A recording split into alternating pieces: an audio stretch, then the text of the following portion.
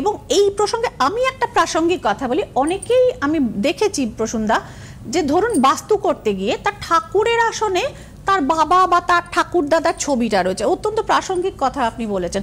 তো সেক্ষেত্রে যেমন একদিকে মা কালীকে শিবকে বসে মালা দিচ্ছে, তেমনি আবার তার বাবা ঠাকুর দাদা ঠাকুমাকেও মালা দিচ্ছে। একটা জিনিসই বলি, এনারা আমাদের অত্যন্ত প্রিয় মানুষ, জীবন থেকে চলে গেছেন, কিন্তু মানুষ কোনোদিন দেবতার আসনে বসতে পারে না।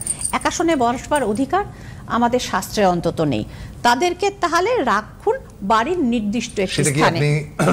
এই যে বিখ্যাত সমস্ত গুরুদেব টুরুদেবরা এসছেন, হ্যাঁ, তাহলে তাদেরও তো ছবি রাখার উচিত না?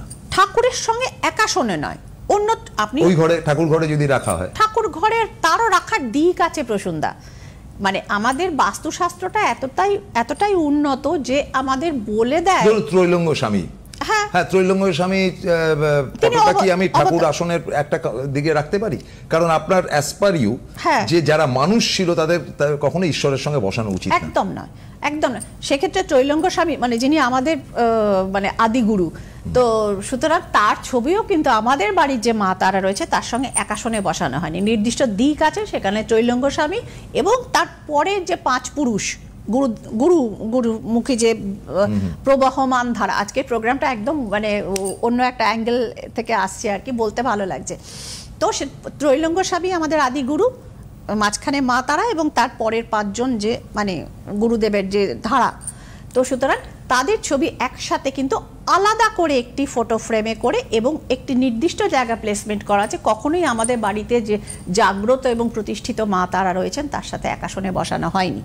এবারে সবশেষ প্রশ্নটা হচ্ছে যে আমরা দেখেছি যে ট্রিপল ফ্রেম, একটা ফ্রেম একটা ফ্রেম একটা ফ্রেম, হ্যাঁ, সেখানে মাঝখানে রয়েছেন রামকৃষ্ণ, ডান দিকে রয়েছে বিবেকানন্দ, বাঁ দিকে মা শারদা। এটা তো রাখা যেতেই পারে। হ্যাঁ, রাখা যেতে পারে, একটা সেপারেট আসন করে রাখা যেতে পারে। যে আসনে যে ধরুন মা কালী আপনার বাড়িতে ধরুন সিংহাসনে রয়েছেন, কি রাধাকৃষ্ণ রয়েছেন, কি ভোলে বাবা রয়েছেন, যিনিই থাকুন আরাধ্য, কি গোপালের আসন রয়েছে, সেই একদম আসনটার মধ্যে রাখবেন না, একটা সাইডে আরেকটা আসন করে।